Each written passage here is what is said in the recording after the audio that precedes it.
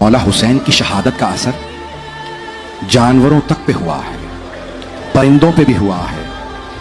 एक कबूतर ने कहीं ज़िबा होते देख लिया था मौला हुसैन को। रोने में बुखल ना कीजिएगा।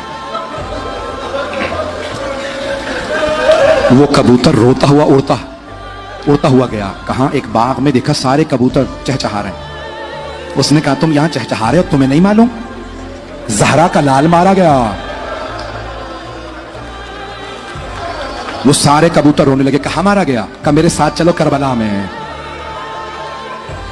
जैसे करबला में वो कबूतर उतरे, पूछा कहां का? ये जो खून बह रहा है ये हुसैन का है।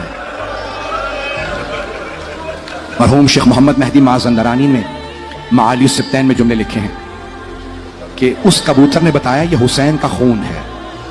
वो जो कबूतर आए थे ना, उन्होंने अपने परों पे खून को उठाना शुरू किया। अरे नवासा रसूल का खून बह रहा है। उन्होंने परों में उठाया।